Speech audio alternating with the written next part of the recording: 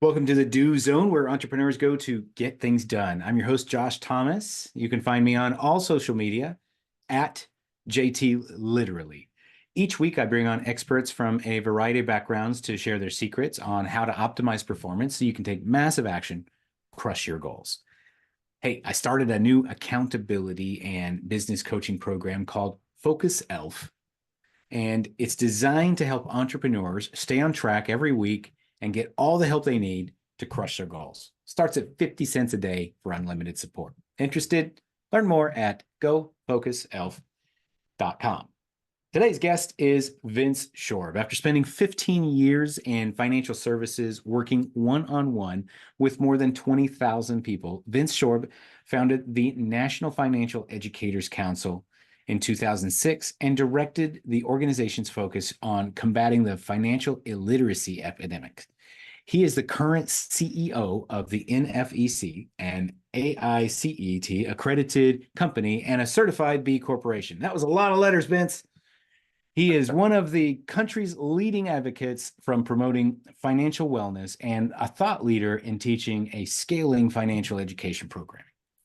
Vince, welcome to the Do Zone. Tell us something you believe is the key to getting stuff done that most people wouldn't think of. Well, for me personally, it was really taking a strategic approach. That's how I really approach life. But the beauty is about a decade ago, 12 years ago, we had this technology revolution, right? So I was able to automate a lot of things in my personal life. I don't have to go to the store. I don't have to go shopping. I don't have to wash my car. All those things are automated. Banking, finance, most of that's automated. So I saved a lot of time personally there. I then was able to focus more time on my business. And on the business side, I operate two modes. One is what's most important and urgent for business growth and focusing the time there. How can I make the best use of this time addressing the core challenges of the business and what we're trying to promote there on a social impact level? The other mode I operate on is just a passion project, right? I love to do passion projects. Every day I spend an hour, 2 hours on those longer term things. They may come to fruition or not, but it keeps me motivated and to keep the productivity up, which I think is key to follow through in action. Yeah, I love that. And one of the things that that stood out to me as I was reading your bio is financial illiteracy. And I would love to talk about this. I know it's something you're passionate about. I know you're very educated on this, but I always think about when I was in school. I remember there's like the Pythagorean theorem or something. There's an isosceles triangle. The mitochondria is the powerhouse of the cell. I remember all these random things that are completely useless to me, Yeah. but nobody ever taught me how to take care of my money, how to protect it, and how to make it grow. And that seems really important. They also didn't teach me, macros and, basic basic physical fitness and diet and all these other things that I wish I would have learned instead. But financial literacy is so important to our success as human beings. First of all, talk to me about the gap that's created by somebody who doesn't understand their money. And then let's talk about how do we close that gap. Yeah, there's a huge gap. You're exactly right. They're not teaching it at school. Some states have requirements. They'll throw in a semester there, but it's not enough. Instead, they focus on subjects that very few percent, 10% of people benefit from: advanced math, advanced science, American, British literature, right? Very ivory tower education, but they lack the key with schools, right? I think it's very evident what they should do. They should graduate self-sufficient contributing members of society. And that takes an understanding of how to manage your money, how to get a job. These kids graduate, no resume. They don't even know how to shake a hand these days. So it's very scary for them, especially with what we're facing on national debt level and other near-term challenges in the financial world. So I agree with you completely. Hey, it needs to be taught. It needs to be a priority. And when we're talking about optimizing life and being more productive, when your finances are handled properly, a lot of that operates efficiently without you having to be there every day. When you don't get behind the eight ball with debt, college debt, bad credit, it saves you a lot of time because you're not having to work to repair things. So if we could teach that in school, it would help people avoid the challenges that took me years to recover from, right, coming out of college, and put people on a better momentum early on, which is more productive use of their time. And one thing that stands out to me is personal. This is a term that you use called personal financial automation.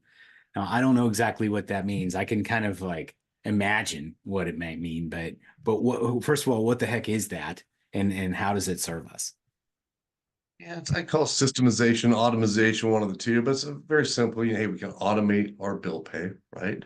We can calendar the items that need to be done. So, hey, it's May, I need to check my credit, right? Or it's June, I need to consider my insurance options, moving on my car insurance, right? So, if we can calendar and systematize that, so it's set in just a time that we're setting aside to focus on that and address those things, it's much easier.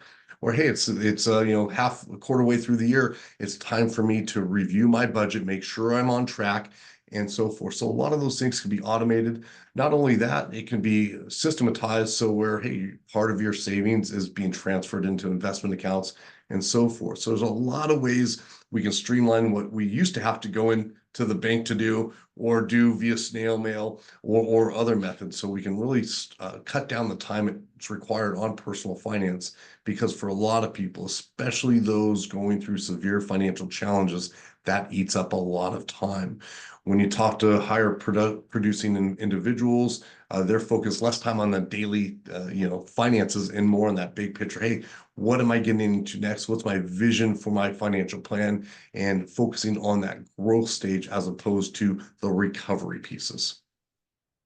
I think it's all about focusing on the things that are going to move the needle for you. It sounds like it reminds me of a conversation I was having just a couple of days ago. There was a gentleman, he runs a home services company, and he says, I service these mansions, giant houses, and I go in there and I do basic stuff. It's not hard. But changing a light bulb, switching out the batteries, uh, changing or cleaning an air filter. These guys, they don't want to spend time doing that. They want to spend time doing things that gets them, got them their mansion. They want to be doing mansion stuff. And it was just like the way that he said it is like, they don't have time to mess around with this. They want to do mansion stuff. And I'm like, oh, that makes total sense. But I never really thought about it that way. We really do need to kind of prioritize our time to make sure that we're maximizing the value of it, do more mansion stuff. True. And again, we have so many opportunities, things like TaskRabbit, personal shoppers, all those things are so simple these days. It's all about return on investment and return on time. If you're making $100 an hour and you're doing a $10 task, it does not make sense. So if you can hire somebody for $10 to do it and you're making $100 an hour, you just made $90. So it's a return on time, return on investment, and focusing on your strengths and your core competencies to grow and move forward.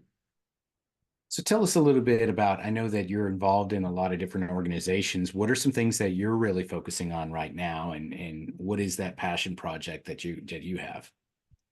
Yeah, this my passion project now is we're with the National Financial Educators Council. I'm the original founder, CEO. I've been with I was the original founder going back 18 years ago. So it's been a great ride here. We've recently started state chapters, and that's been where we've been looking to move toward for the last 8 years.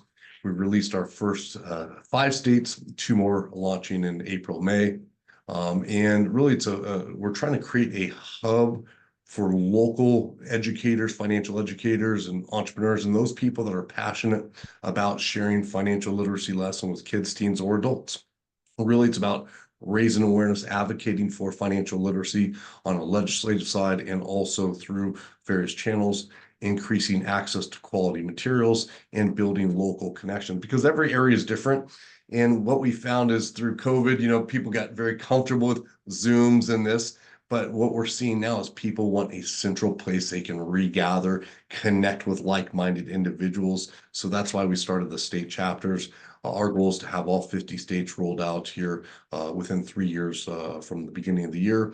And I love it too, just being able to go there, visit, meet with the people. Again, I think a lot of us felt this disconnect after COVID, being separated. And now there's this urge back that we're seeing that people want to reconnect and establish that. Just press palms, break bread, right? Those things that we used to enjoy doing. I see a resurgence in that need today. Awesome. And where can we go to learn more about that? Our website's financialeducatorscouncil.org. You can connect with me personally as well, Vince Shorb on LinkedIn. And really, I love to talk with people that have a passion for financial education, wellness. There's a lot of different areas in the space, from career side of things, income side, to entrepreneurship, to money management, right? All those things will help people work toward greater financial health. Love it. We're going to wrap up from here. Thanks so much to our guest, Vince Shorb, for joining us and sharing some wisdom about how he gets stuff done. You can connect with him and learn more about his organization by going to financialeducatorscouncil.org. Whether you're on your morning commute, in the gym, somewhere out in the field, snap a selfie, tag me at JT Literally. Show me what you do while you're in the do zone. And one more time, if you need a little boost in hitting your goals from week to week, the ELF can help. Join us for a few bucks a month at gofocuself.com. That's it. Now let's get to work.